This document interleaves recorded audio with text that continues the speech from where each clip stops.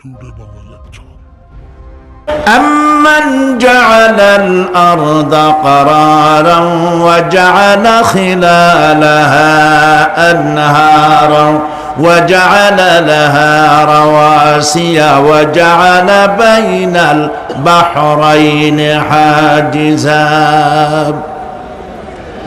আর তিনি এই পৃথিবীর অবস্থান লাভের উপযোগী করে আল্লাহ পাক তোমার জন্য তৈরি করে দিয়েছেন এবং এর মধ্যে নদ নদী আল্লাহ পাক সৃষ্টি করে দিয়েছেন, পাহাড়গুলিকে গেড়ে দিয়েছেন, আর পানির মধ্যে দুটি ধারা আল্লাহ সৃষ্টি করেছেন। পানির মাঝখানে একটা অন্তরাল সৃষ্টি করেছেন। এটি একটা তো আবিষ্কার হয়েই গেছে, সেটি হলো প্রশান্ত মহাসাগরের ভেতরে 4000 কিলোমিটার লম্বা, 2500 কিলোমিটার চওড়া প্রশান্ত মহাসাগরের ভিতরে একটি বিশাল এলাকা পাওয়া গেছে, যেটার পানি অত্যন্ত সুমিষ্ট সুমধুর, আর এর বাইরের পানিগুলি অত্যন্ত লবণাক্ত। সূরা আর রহমানের মধ্যে আল্লাহ পাক বলেছেন, মারাজাল বাহরাইনি ইয়ালতাকিয়ান বাইনাহুমা বারযাখুন লা ইয়াবগিয়ান ফাবিআইয়ি আলাই রাব্বিকুমা তুকাযযিবান। দুটি সমান্তরালে পানি প্রবাহিত হয়ে যাচ্ছে, দুটি ধারা। লোনা পানি মিষ্টি পানিকে নোনা বানাতে পারে না, মিষ্টি পানি লোনা পানিকে মিষ্টি বানাইতে পারে না, মাঝখানে কোনো পার্টিশন নাই। সুবহানাল্লাহ। আমার দেশের পদ্মা, গঙ্গা, যমুনা, মেঘনা এর মিষ্টি পানিগুলি ভাটির আকারে বঙ্গোপসাগরের নোনা পানির মধ্যে ছুটে যায়, আবার জোয়ারের টানে বঙ্গোপসাগরের মুখ তিতা হয়ে যায়। এমন নোনা পানি মিষ্টি দরিয়ার মধ্যে এসে ঢুকে যায়, কিন্তু বঙ্গোপসাগরের নোনা পানি মিষ্টি পানিকে নোনা বানাতে পারে না, আবার নোনা পানিগুলি মিষ্টি এলাকায় গিয়ে মিষ্টিরেও খারাপ বানাইতে পারে না। আল্লাহ রাব্বুল আলামিন বলেন, এগুলি আমার আইন। মানে কার আইন? আফাগায়রা দীনিল্লাহি ইয়াবগুন ওয়ালাহু আসলামা মান ফিস সামাওয়াতি ওয়াল আরদি তাওআন ওয়া কারহা। আকাশে আর জমিনে যা কিছু আছে সব আনুগত্যের মস্তককে আমার সামনে অবনমিত করে দিয়েছে। সুতরাং এর আমার আইন মানে, চাঁদ, সূর্য, গ্রহ, নক্ষত্র আইন মানে কার? চিল্লায় বলুন। আল্লাহ পাক এই পৃথিবীকে সুন্দর করে সাজিয়ে দিয়েছেন, আবার এর মধ্যে তিনি মাঝে মধ্যে এই পৃথিবী একটু ভূমিকম্পন হয়, কিন্তু তা কোথাও কোথাও একসাথে না। একসাথে যদি সারা পৃথিবীতে ভূমিকম্প হইতো, সৃষ্টি জগতের অস্তিত্ব বিলুপ্ত হয়ে যেত। কথা বুঝতে পেরেছেন? এই জন্য আল্লাহ পাক বলেন, ইন্না ফি খালকিস সামাওয়াতি ওয়াল আরদি ওয়া ইখতিলাফিল লাইলি ওয়ান নাহার লাআয়াতিন লিউলিল আলবাব। নিশ্চয়ই আকাশ এবং জমিনের সৃষ্টির ব্যাপারে আর রাত আর দিনের পরিবর্তনের ব্যাপারে যারা জ্ঞানবান তাদের জন্য রয়েছে আল্লাহ পাকের নিদর্শন। এই ঘূর্ণায়মান পৃথিবী নিয়মিত ঘুরছে, সূর্যের কাছে চলে যাচ্ছে, আবার দূরে সরে আসতেছে। আর এই ঘূর্ণায়মান আসে বলে, সূর্যের কাছে যায় আর আসে বলে এক এলাকায় রাত হয় আর এক এলাকায় দিন হয়। এখন বাংলাদেশে রাত 8:45, আর ঠিক একই সময় আমেরিকার নিউ ইয়র্কে এখন দিনের 9:15। যদি এরকম অবস্থা না হতো, তাহলে এক এলাকার প্রাণীগুলি বাঁচত, অন্য এলাকার প্রাণীগুলি ঠান্ডায় ফ্রিজ হয়ে যেত। আমাদের এই পৃথিবী আল্লাহ পাকের এক অফুরন্ত নিয়ামত। এই অফুরন্ত নিয়ামত আল্লাহ পাক আমাদেরকে দিয়েছেন। আর এর মধ্যে এর অভ্যন্তরে রয়েছে মানুষের খাদ্য তৈরি করার মতো প্রাণ শক্তি মাটির মধ্যে আল্লাহ পাক দিয়েছেন। পৃথিবীটা এটি সূর্যকে আর চন্দ্রকে আল্লাহ পাক একটা নির্ধারিত মেজারমেন্ট করে রেখেছেন, একটা ঠিক সঠিক জায়গায় রেখেছেন। বিজ্ঞানীরা বলেছেন সূর্যর যে ডিগ্রিতে এখন আছে ওর থেকে কয়েক ডিগ্রি যদি নিচে নেমে আসতো গোটা পৃথিবী জ্বলে পুড়ে ভস্ম হয়ে যেত। আবার সূর্যটা যেখানে আছে ওখান থেকে আরো কয়েক ডিগ্রি যদি উপরে উঠে যেত তাহলে গোটা পৃথিবী ফ্রিজ হয়ে যেত, প্রাণী জগতের অস্তিত্ব শেষ হয়ে যেত। চাঁদ সম্পর্কে বলা হয়েছে চাঁদ যত ডিগ্রিতে আল্লাহ পাক স্থাপন করে রেখেছেন ওর থেকে কয়েক ডিগ্রি উপরে যদি উঠে যেত গোটা পৃথিবী মরুভূমি হয়ে যেত। আর যদি কিছু নেমে আসতো গোটা পৃথিবীতে জলোচ্ছ্বাস হয়ে পানিতে পৃথিবী ডুবে শেষ হয়ে যেত। তাও সুবহানাল্লাহ বলবো না? এ সমস্ত কুদরত কার? আল্লাহ পাক। আল্লাহ রাব্বুল আলামিন এরপরে বলছেন ওয়াল জিবালা আওতাদা, মাটিকে বানালাম বিছানা, আর এই বিছানাকে এটা যেন তোমাকে নিয়ে নড়াচড়া করতে না পারে সেই জন্য আমি পাহাড়গুলি পেরেকের মতো গেড়ে দিলাম। এখানে আছে যে পাহাড়কে পৃথিবীর মধ্যে পেরেকের মতো গেড়ে দিছি। কেন দিছি সেটি এসছে অন্য আয়াতে। আল্লাহ রাব্বুল আলামিন বলেন وَأَلْقَى فِي الْأَرْضِ رَوَاسِيَ أَن تَمِيدَ بِكُمْ, আল্লাহ পাক বলেন তিনি জমিনে পর্বতের নোঙর পর্বতের পেরেক রকম করে এই পৃথিবীর মধ্যে গেড়ে দিয়েছেন যেন পৃথিবীটা তোমাকে নিয়ে যেন হেলাদোলা করতে না পারে। এই পাহাড় পৃথিবীর ভারসাম্য রক্ষা করেছে। পাহাড়গুলি আজকে মানুষেরা কাটা শুরু করেছে ইন্ডাস্ট্রি বানাবার জন্য, বাড়িঘর বানাবার জন্য। পাহাড় যারা কাটছেন আত্মঘাতী কাজ করতেছেন। প্রকৃতির ভারসাম্য এনভায়রনমেন্ট নষ্ট তো আমরাই করতেছি, ঠিক কিনা বলেন? কারা নষ্ট করতেছে? আমরা নিজেরাই করতেছি, আত্মঘাতী কাজ করছি। এই পৃথিবীতে কত পাহাড় দরকার, কত গাছ দরকার, কত পানি দরকার, সে কথা কে বলতে পারবেন? বলেন সবাই। আল্লাহ পাকের যা কিছু তিনি সৃষ্টি করেছেন সেগুলির উপরে হস্তক্ষেপ করা, কিছু কিছু জিনিসের উপরে হস্তক্ষেপ করা মারাত্মক আত্মঘাতী। পাহাড়গুলি দিয়ে এই সুউচ্চ পাহাড় শুধু খিল বানায় রাখছেন আল্লাহ, পেরেক বানায় রাখছেন, শুধু তাই নয় এই পাহাড়ের উপরে পানি জমে থাকে বরফ হইয়া। আমরা যখন প্লেনে যখন যাই ঢাকা এবং চিটাগং যে ফ্লাইটগুলি আসা যাওয়া করে এগুলি 9,000, 10,000, 11,000 ফিট দিয়ে উচ্চতায় উড়ে আসে। কিন্তু আমরা যখন ইন্টারন্যাশনাল ফ্লাইটে উড়ি তখন সেগুলি চলে 35 থেকে 40,000 ফিট পর্যন্ত উচ্চতায় উড়ে যায়। পৃথিবী যে কত সুন্দর তা প্লেনে উঠলে বোঝা যায়। আর বাংলাদেশ যে কত সুন্দর মনোরম তা দেশের উপর থেকে প্লেনে উঠতে গেলে দৃশ্য দেখে, নয়ন অবিরাম দৃশ্য দেখে সেজদায় মাথা নত হয়ে আসে। সুবহানাল্লাহ, সুবহানাল্লাহ। আমার দেশ যে কত ভালো, আলহামদুলিল্লাহ বলেন। পৃথিবীর যে কোনো দেশের তুলনায় আমার দেশ অনেক অনেক অনেক ভালো, আলহামদুলিল্লাহ বলেন। এর গাছে হাত দিলে খাবার পাওয়া যায়, পানিতে হাত দিলে খাবার পাওয়া যায়, জমিনে হাত দিলে খাবার পাওয়া যায়, যেখানে হাত দেবেন সেখানে খাবার। আমাদের তো আসলে খাদ্যের অভাব না। আমাদের কি খাদ্যের অভাব আসলে? না, আসলে খাদ্যের অভাব না। আমাদের সব আছে, বিশাল বনজ সম্পদ আছে। কাপ্তাই, রাঙ্গামাটি, বান্দরবন যে দেখেন বনজ সম্পদ কাহাকে বলে। খুলনার ফরেস্ট এরিয়া যে দেখেন বনজ সম্পদ কারে বলে। রয়েছে বনজ সম্পদ, রয়েছে খনিজ সম্পদ, রয়েছে পশু সম্পদ, রয়েছে মৎস্য সম্পদ, রয়েছে পানি সম্পদ, সর্বোপরি রয়েছে মানব সম্পদ। সব আছে। তাহলে মরি কেন? মরি সৎলোকের অভাবে।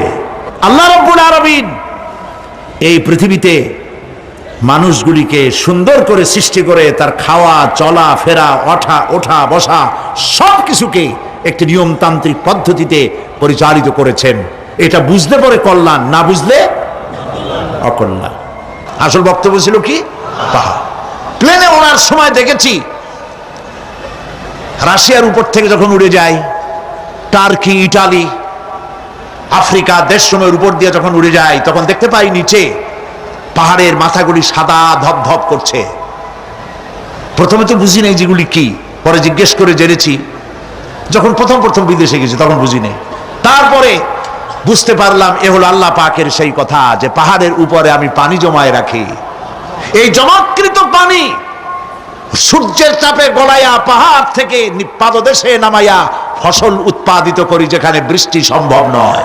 মানে বৃষ্টি যেখানে যাওয়ার প্রয়োজন নাই, সম্ভব নয় তা না, আল্লাহর কাছে অসম্ভব বলে কিছু নাই। কিন্তু কোথাও আল্লাহ পাক বৃষ্টি দিয়ে দেন, কোথাও সাগরের পানি, কোথাও খালের পানি, কোথাও নদীর পানি, কোথাও পাহাড়ের পানি দিয়ে এভাবে ব্যবস্থা করে দেন।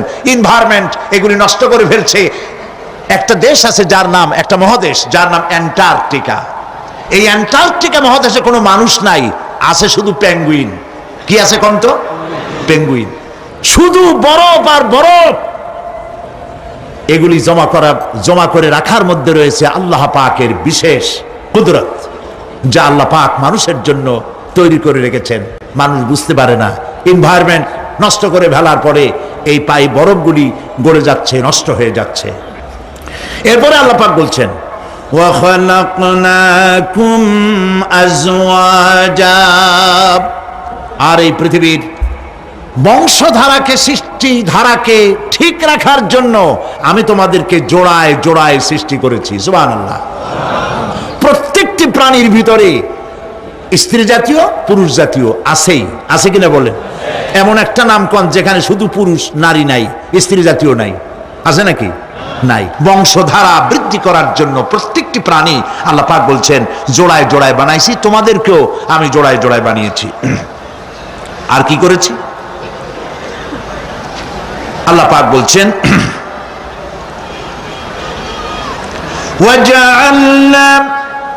وَجَعَلْنَا نَوْمَكُمْ سُبَاتًا, একদিকে তো জোড়ায় জোড়ায় বানালাম পুরুষ এবং স্ত্রী। এই পুরুষ আর স্ত্রী সৃষ্টি করার ভিতরে রয়েছে আল্লাহ পাকের নিদর্শন। কার নিদর্শন বলুন?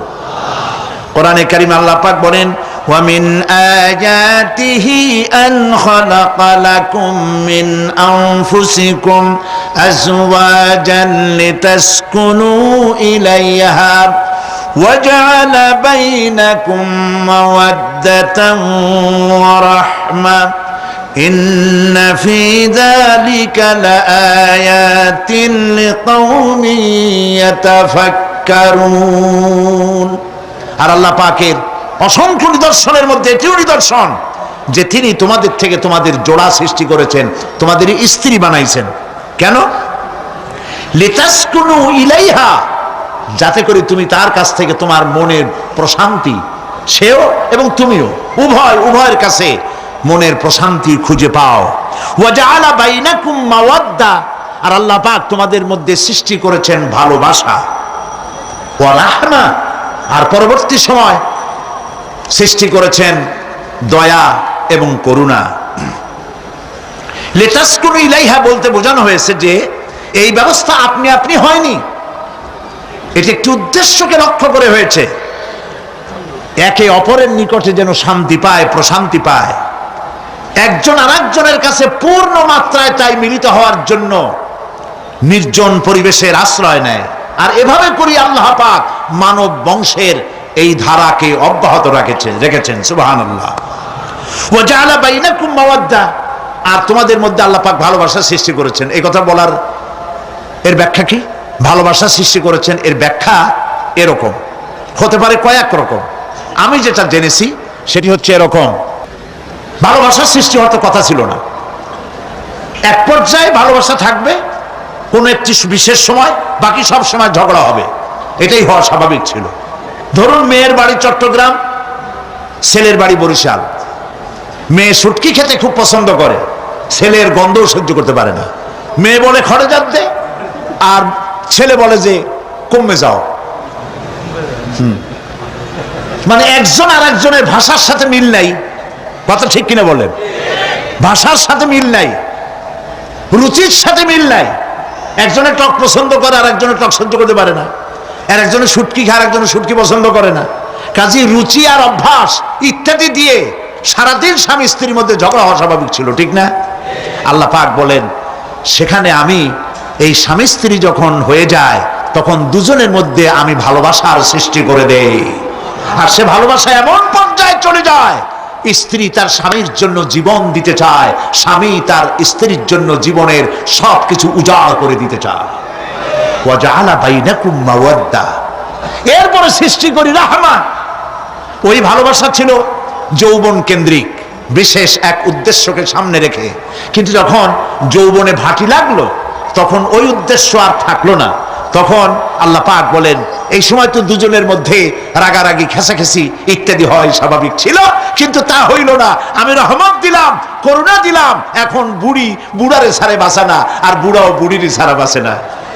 তাও আমরা সুবহানাল্লাহ কব না? প্রিয় ভাই সব, আমি বুঝতে পারছি আপনারা বলেন ঠিকই, তবে শুনতে শুনতে মোহমুগ্ধ হয়ে বলার সময় পান না। জি আলহামদুলিল্লাহ, বলি আলহামদুলিল্লাহ। তো আল্লাহ রাব্বুল আলামিন পরস্পর পরস্পরের মধ্যেই ভালোবাসা সৃষ্টি করলেন। এটি আল্লাহ পাকের আয়াত। এটা আল্লাহ পাকের কি বলুন? আয়াত মানে কি? নিদর্শন।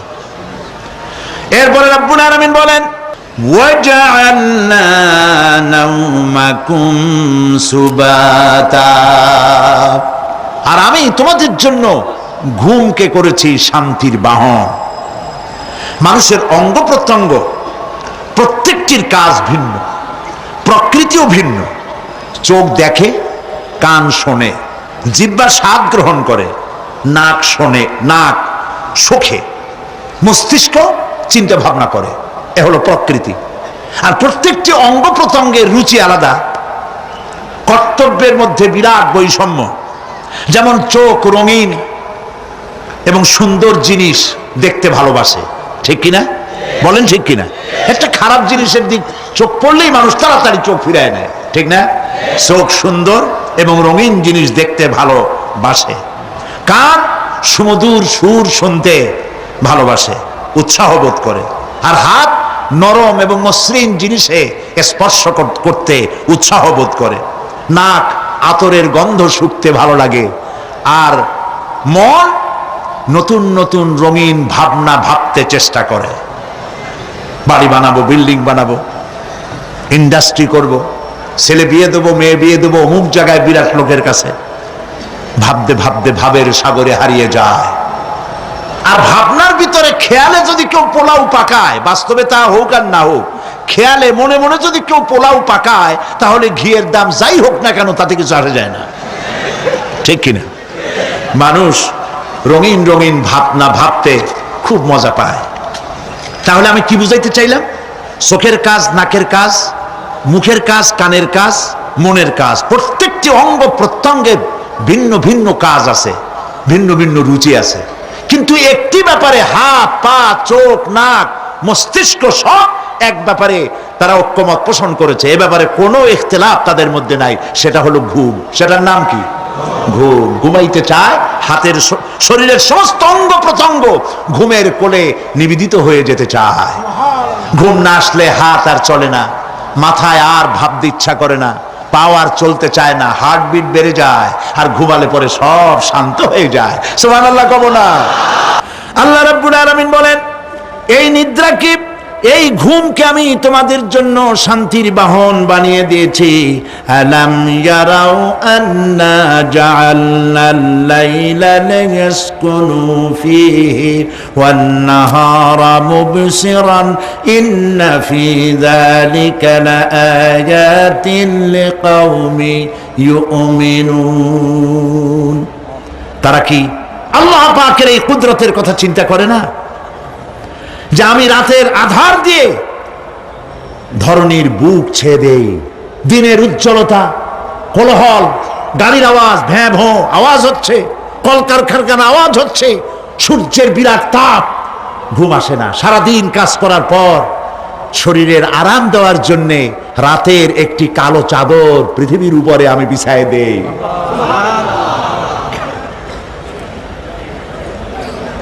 আর মানুষ আরাম গ্রহণ করে, শুধু মানুষ না, সব প্রাণী আরাম গ্রহণ করে। সুবহানাল্লাহ। এবং এরপরে দিনের আলো দিয়ে উদ্ভাসিত করি, যেন বিশ্রামের পর নতুন করে আবার কাজের সমস্ত উদ্দীপনা নিয়ে নতুন করে কাজে ঝাঁপিয়ে পড়তে পারে। কয়েক ঘন্টা অথবা সারাদিন হাড় ভাঙা খাটুনি খেটেছে, রিক্সা চালাইছে, গাড়ি চালাইছে, আড়াই মনের বস্তা মাথায় করে টেনেছে, চিন্তা ভাবনা করেছে। এরপরে যখন এই লোকটি কয়েক ঘন্টা মাত্র নিদ্রা গেল, আরাম পেল, মস্তিষ্ক হালকা হয়ে গেল, হার্টবিট কমে গেল, হাতের পায়ের কর্মোদ্দীপনা বেড়ে গেল, নতুন করে আবার কাজ করার জন্য সুযোগ এসে গেল। দুনিয়ার মানুষকে কর্মক্ষম রাখার জন্য আল্লাহ পাক ঘুমকে বানিয়েছেন নিয়ামত। সুবহানাল্লাহ বলেন। ওয়া মিন আয়াতিহি মানামুকুম বিল্লাইলি ওয়ান নাহারি ওয়াবতিগাউ মিন ফাদলিহি। আল্লাহ পাক বলেন, তোমাদের রাত আর দিনের বেলায় নিদ্রা যাওয়া, এবং এটাই হচ্ছে তার অনুগ্রহ। রাত আর দিনের নিদ্রা যাওয়ার পরে আমার অনুগ্রহ অর্থাৎ রিজেক তালাশ করার জন্য শরীরের ভিতরে, মনের ভিতরে, হাত পায়ের মধ্যে কর্মের উদ্দীপনা আমি তোমাদের দিয়ে দেই। মহাবিজ্ঞানী আল্লাহ রাব্বুল আলামিনের এই বিশাল কুদরত এবং দয়া, যে মানুষকে তিনি ক্লান্তি দূর করার জন্য তিনি ঘুম দিয়েছেন। আলহামদুলিল্লাহ বলি। অনেক মানুষ আছে ঘুমাইতে পারে না, ঘুমাবার জন্য ফেনার গান খায়, ঘুমাবার জন্য ভেলিয়াম খায়, সিডাক্সিন খায়, রিল্যাক্সিন খায়, কত অক্সিজেন, অক্সিজেন, কত কিছু খায়, তারপরেও ঘুম আসে না। এই ঘুম যার আসে না, বিরাট নিয়ামত থেকে বঞ্চিত। ঘুম একটি নিয়ামত। আলহামদুলিল্লাহ বলি, আলহামদুলিল্লাহ বলি। বিশাল নিয়ামত ঘুম।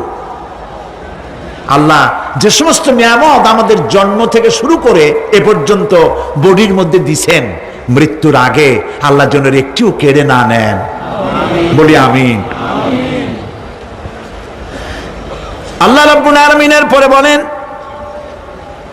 ওয়াজআলনা আল-লাইলা লিবাসা ওয়াজআলনা আন-নাহারা মাআশা।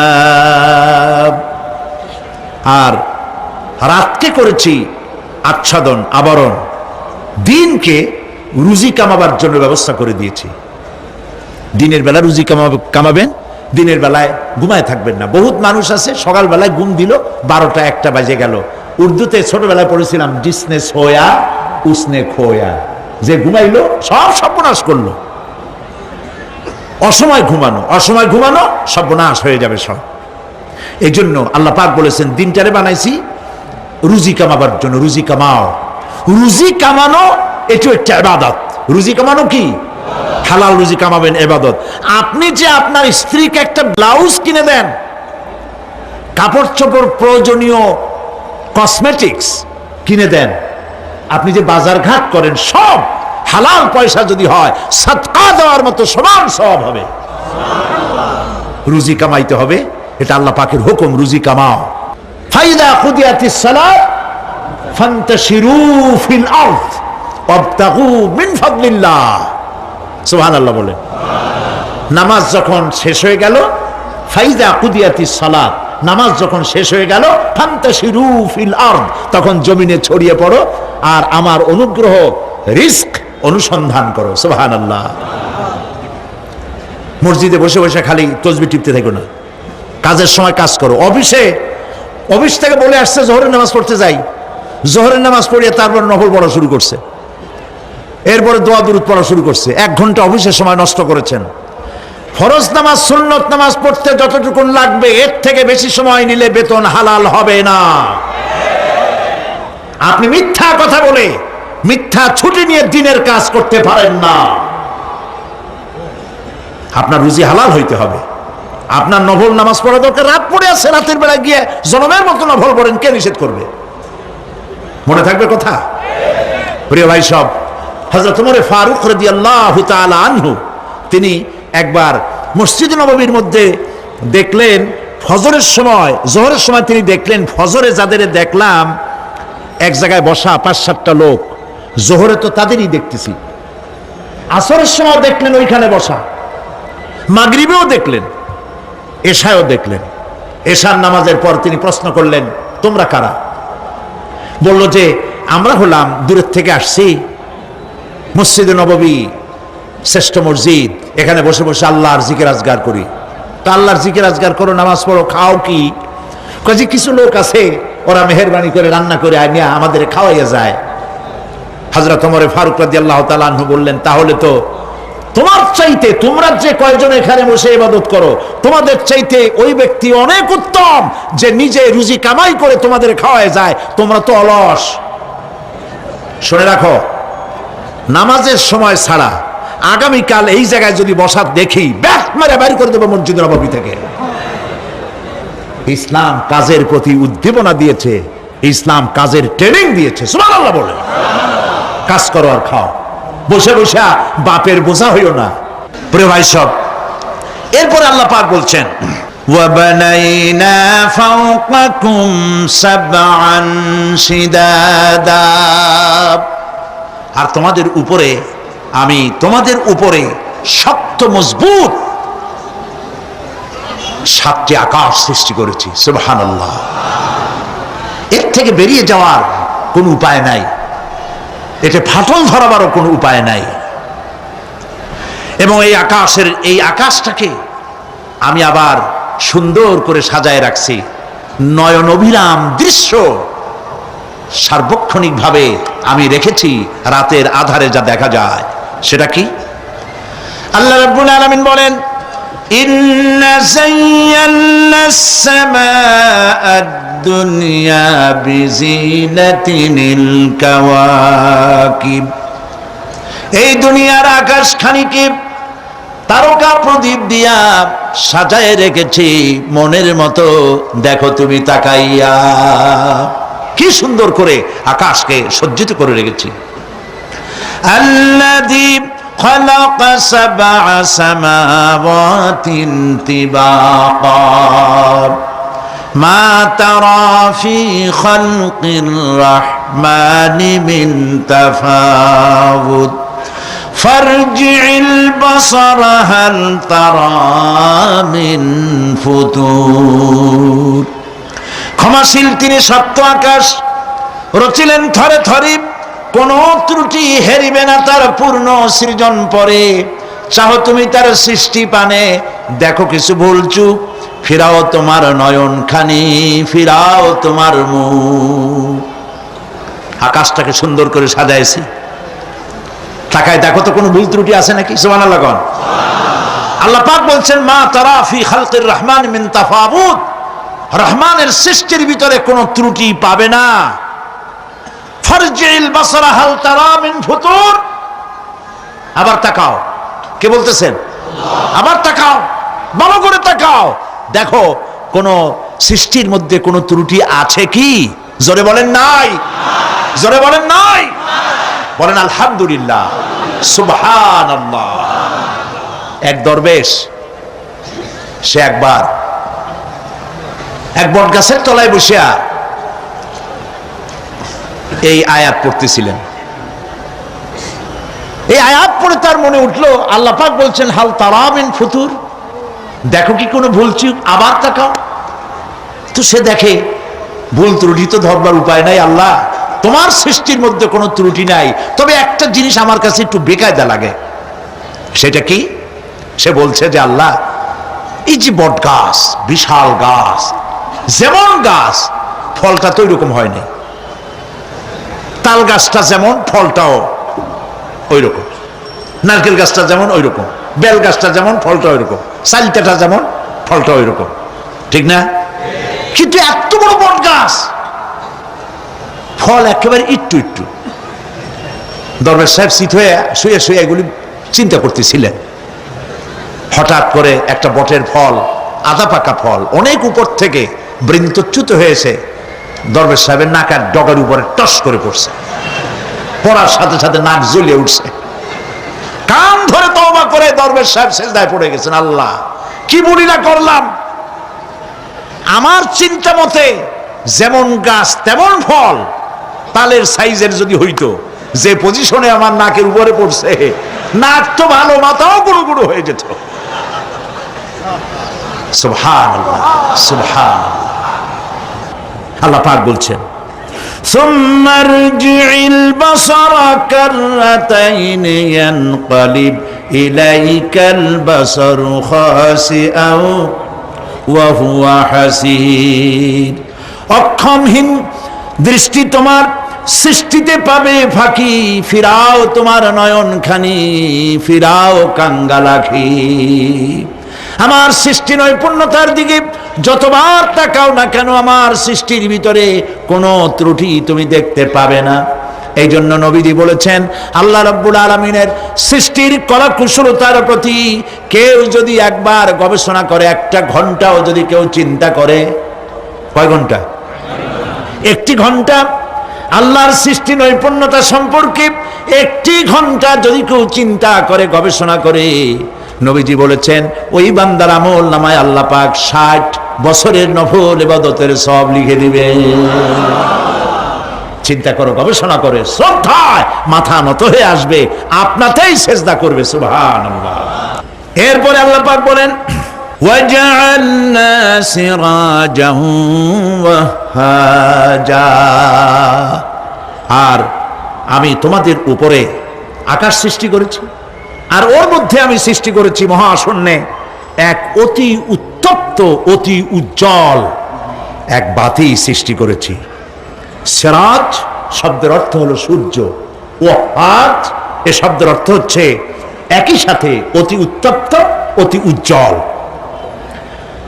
সূর্যের ব্যাস হচ্ছে এই পৃথিবীর চাইতে, সূর্যের ব্যাস হচ্ছে পৃথিবীর চাইতে 109 গুণ, এবং এর আয়তন পৃথিবীর চাইতে 13 লক্ষ গুণ বড়, আর দূরত্ব হচ্ছে পৃথিবীর মাটি থেকে 9,30,00,000 মাইল ব্যবধানে এই সূর্যকে আল্লাহ পাক স্থাপন করেছেন। এই সূর্যের মধ্যে যেমন রয়েছে তাপ, আবার তেমন রয়েছে আলট্রা ভায়োলেট রে। সূর্যের মধ্যে অনেক কিছু আছে, এখনো বিজ্ঞানীরা তা আবিষ্কার করতে পারে নাই। এর মধ্যে কল্যাণধর্মী জিনিসও আছে এবং অকল্যাণ জাতীয় কিছু জিনিস আছে। সেটা কি কারণে, সেটা আল্লাহ ভালো জানেন, আমরা জানি না। আমরা মনে করি অকল্যাণ, আল্লাহ জানেন ওর মধ্যে কি কল্যাণ আছে। যেমন সাপের বিষ, আমরা সাপ দেখলেই মারি, কিন্তু সাপ আপনাকে ক্ষতি না করলে আপনি মারবেন কেন? আর যদি ক্ষতি করার মনে হয়, ক্ষতির মতো মনে হয়, মেরে ফেলে দিন। এটা বলা হয়েছে হাদিস শরীফে, ক্ষতিকর মনে হলে মেরে ফেলে দিন। কিন্তু সাপ তার বিষের মধ্যে মানুষের জীবন রক্ষাকারী ওষুধ সাপের বিষ দিয়েই তৈরি হয়। সূর্যের মধ্যে অকল্যাণ ধর্মিক যা আছে সেটা কেন, ওইটা আমরা জানি না। এখন অকল্যাণ ধর্মী যে জিনিসটাকে বিজ্ঞানীরা মনে করেন, সেটার নাম হলো আলট্রা ভায়োলেট রে, অতি বেগুনি রশ্মি। এই অতি বেগুনি রশ্মি, এটার অ্যাকশন হচ্ছে এই যে প্রাণী জগতের মধ্যে যদি এটা লাগে, এসে পড়ে পৃথিবীতে যদি স্পর্শ করে, তাহলে ক্যান্সার সহ নানাবিধ দুরারোগ্য ব্যাধিতে গোটা পৃথিবী ছড়িয়ে পড়বে। ওই আল্ট্রাভায়োলেট রে যাতে পৃথিবীর মাটি স্পর্শ করতে না পারে, সেজন্য আল্লাহ রাব্বুল আলামিন ওজোন স্তর তৈরি করেছেন। OZONE, ওজোন, ওজোন স্তর তৈরি করা আছে যাতে করে ওই রেটা পাস করতে না পারে। সেই রেতে বিজ্ঞানীরা লক্ষ্য করেছে, রেতে ফাটল ধরেছে। সূর্য কত দূরে? 9,30,00,000 মাইল দূরে। মানুষেরা, বিজ্ঞানীরা টের পেয়েছে যে ওজোন স্তরে ফাটল ধরেছে। সুবহানাল্লাহ। আল্লাহ পাক বলছেন, ওমা উতীতুম মিনাল ইলমি ইল্লা কালিলা, তোমাদেরকে খুব সামান্যতম জ্ঞান আমি দান করেছি। সামান্য জ্ঞান দিয়ে গেছে কদ্দূর দেখেন। সুবহানাল্লাহ বলেন। চিন্তায়, শ্রদ্ধায় মাথা নত হয়ে আসবে। এগুলি যদি হয় সাধারণ জ্ঞান, ছোট্ট জ্ঞান, সামান্যতম জ্ঞান, তাহলে আমার আল্লাহ সুবহানাহু ওয়া তাআলার জ্ঞান কত অসীম, কত অনন্ত, কত চিরন্তন। সুবহানাল্লাহ। সে আল্লাহ রাব্বুল আলামিন ওজোন স্তরকে রেখেছেন, ওটা ক্র্যাক করেছে। কেন ক্র্যাক করেছে? ক্র্যাক করেছে এনভায়রনমেন্ট নষ্ট করার কারণে। আমরা গাছ কেটেছি, যত গাছ কেটেছি তত গাছ লাগাই নেই।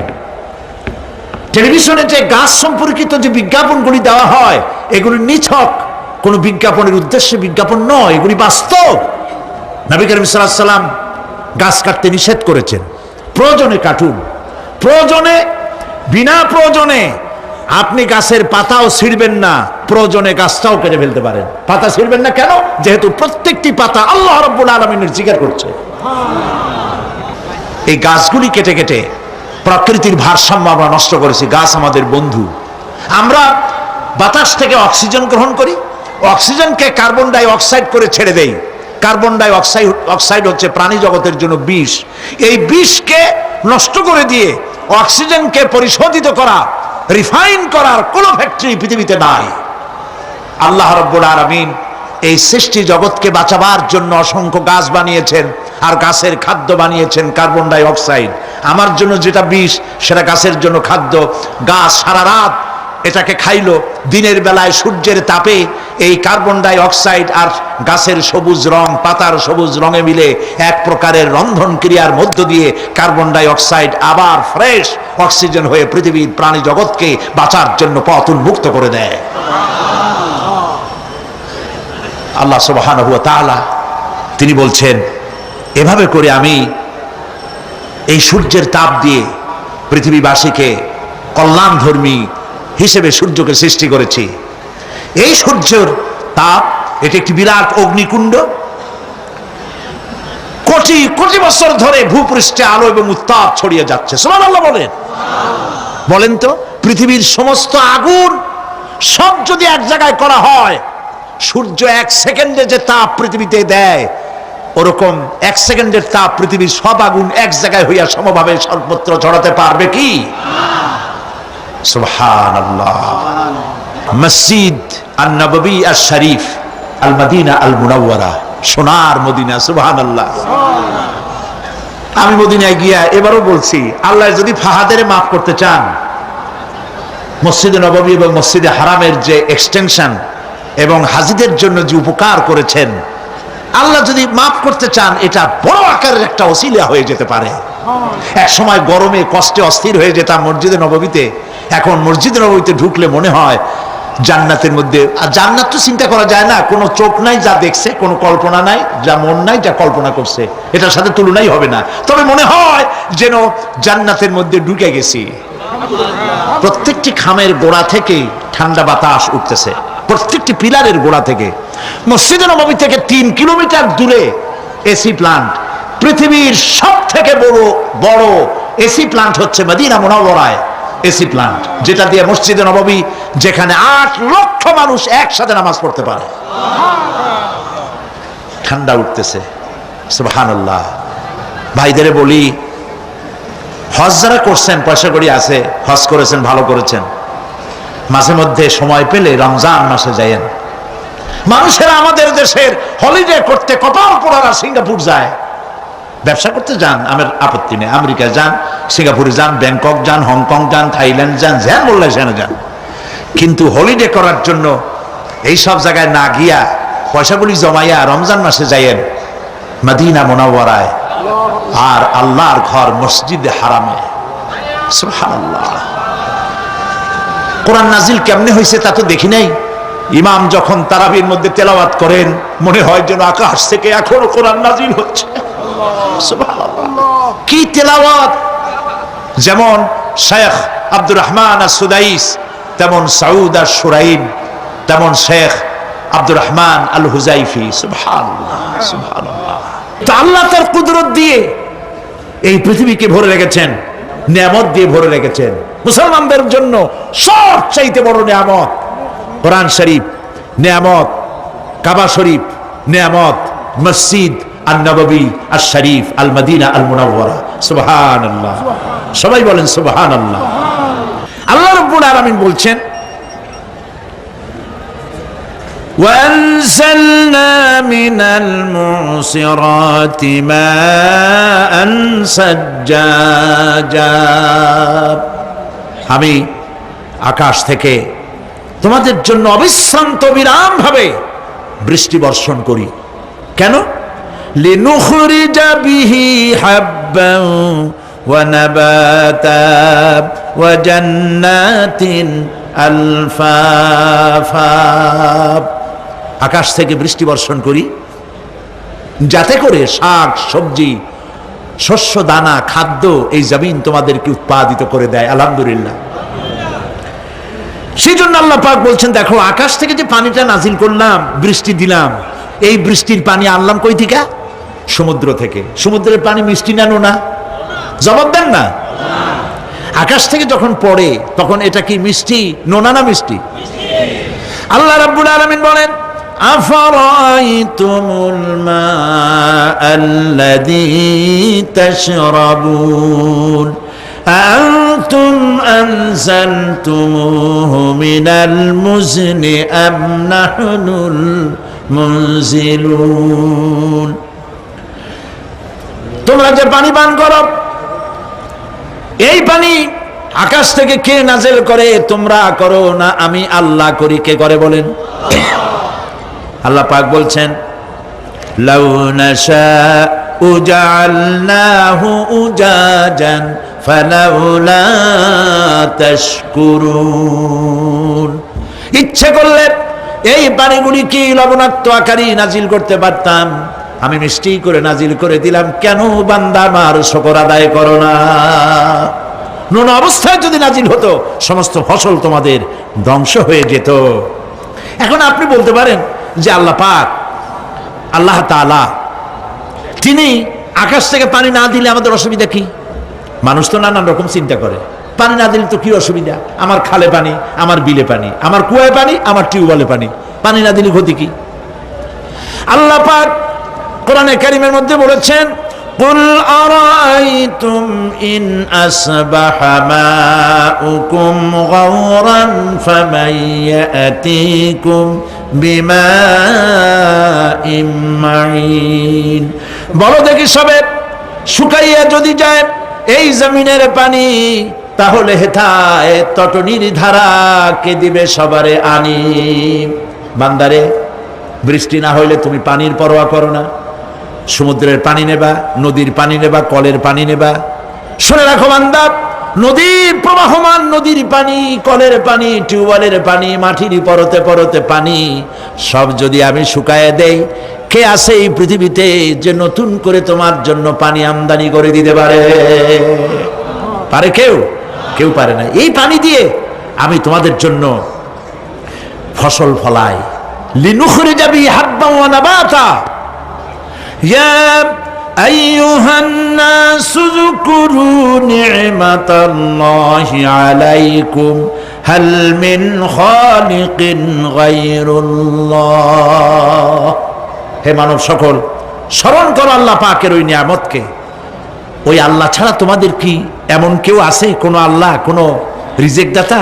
ইয়ারযুকুকুম মিনাস সামাই ওয়াল আরদ, যিনি আকাশ এবং জমিন থেকে তোমাদেরকে রিজিক দিতে পারেন। লা ইলাহা ইল্লা হুয়া, ওই আল্লাহ ছাড়া কেউ নাই। ফাআন্না তুফাকুন, যাও কই? কেন বিভ্রান্ত হও? আল্লাহ পাক আকাশ থেকে পানি দিলেন, জমিনের ফসল উৎপাদন করে দিলেন, আর এরপরে আল্লাহ পাক বলেন ওয়া জান্নাতিন আলফাফা, আর ঘন সন্নিবদ্ধ নিবিড় বাগান বানায় দিলাম। সুবহানাল্লাহ বলেন।